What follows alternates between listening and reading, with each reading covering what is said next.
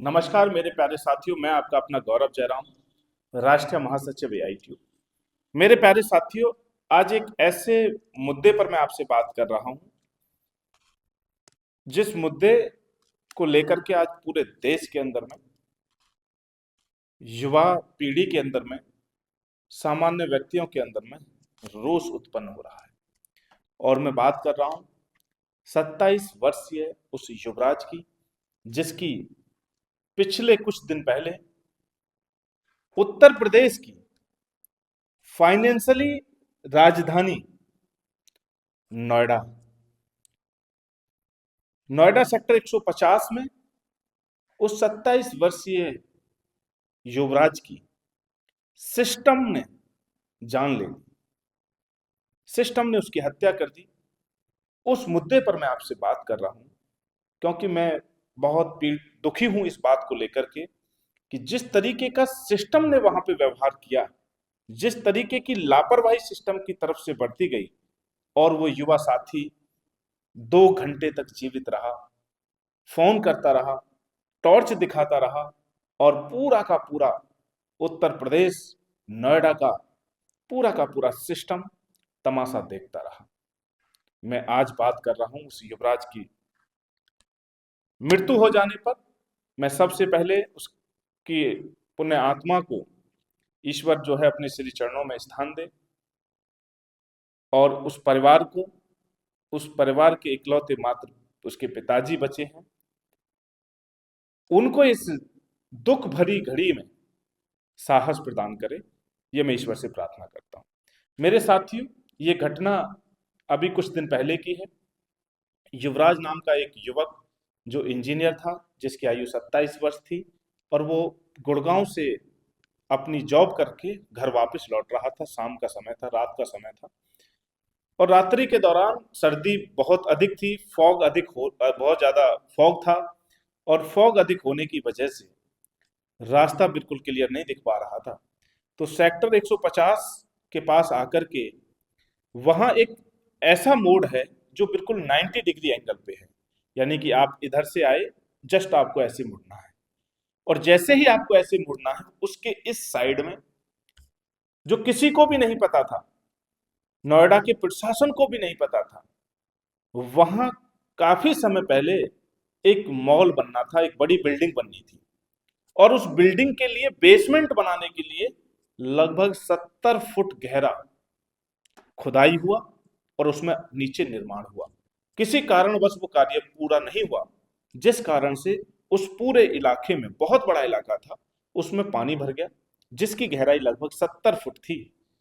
और जैसे रोड के बिल्कुल जस्ट किनारे पे, सबसे पहली बात तो ये है, दुखद बात ये है कि जब वहां पे इस प्रकार का निर्माण हुआ तो सरकार को सब मालूम था।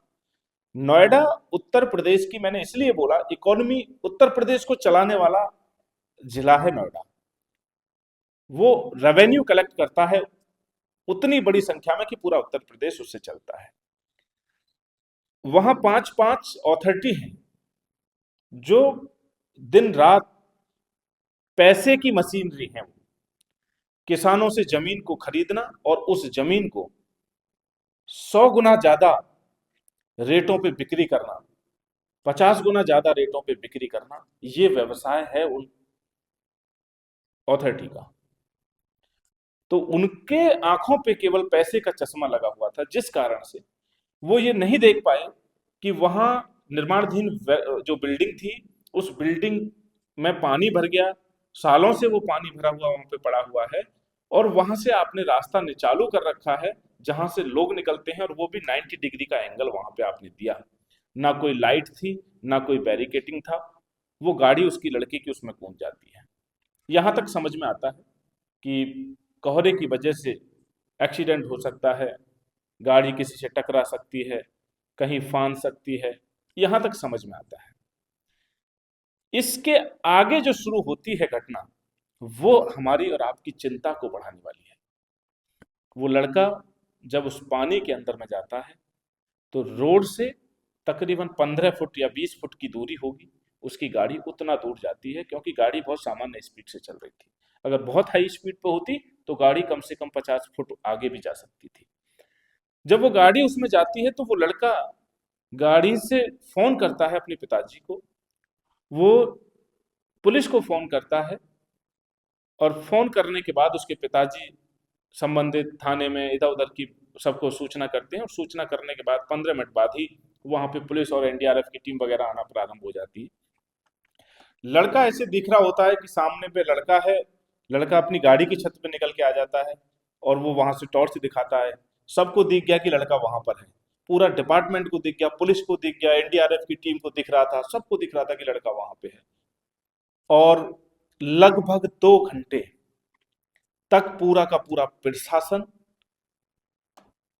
इस बात में लगा रहा कि ये गड्ढा बहुत गहरा है, इसमें हम कूद नहीं सकते, पानी बहुत ठंडा है, इसमें झाड़ी है, इसमें सरिया है।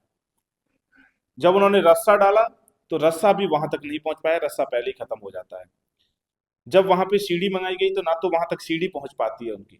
तो ये पूरा का पूरा प्रकरण लगभग 2 घंटे तक वहां चलता है, और 2 घंटे के बाद वो लड़का धीरे धीरे गाड़ी उसकी डूबने लगती है, और गाड़ी डूबने पर उसकी मृत्यु हो जाती है। तो दुखद विषय इस बात को लेकर के है कि इतनी हाई सिटी नोएडा, जो पूरे उत्तर प्रदेश को चलाने का काम करती है, वहाँ लोग अपने जमीनों को बेच करके आते हैं कि हम अच्छे शहर में रहेंगे, वहाँ अच्छी फैसिलिटी मिलेंगी, अच्छे हॉस्पिटल होंगे, अच्छे स्कूल रहेंगे, वातावरण अच्छा होगा। इसलिए गांव छोड़ करके व्यक्ति शहर जाता है, और ये गांव के लोगों ने ही बनाया है उसको इतना अमीर। वही लोग वहाँ जमीन जाकर के खरीदते हैं। उस शहर में आप कल्पना कीजिए कि एक सामान्य रस्सा, जो अगर ये घटना किसी गांव में हुई होती तो निश्चित रूप से गांव के लोग उस बच्चे को मरने नहीं देते। 2 घंटा वो जीवित रहा, 2 घंटे के बाद वो उस पानी के अंदर में वो गाड़ी सही डूब गया, और उसको ये लोग बचा नहीं पाए। इससे भी बड़ा दुर्भाग्य क्या रहा इस पूरी घटना में, वहां एक लोकल बॉय जो कि डिलीवरी बॉय था, वो उसने साहस दिखाया, मुनिंदर नाम है उसका, उसने साहस दिखाया और वो रस्सा लेकर के वो कूदा, लेकिन वो वहां तक पहुंच नहीं पाया क्योंकि रस्से की लंबाई उतनी नहीं थी।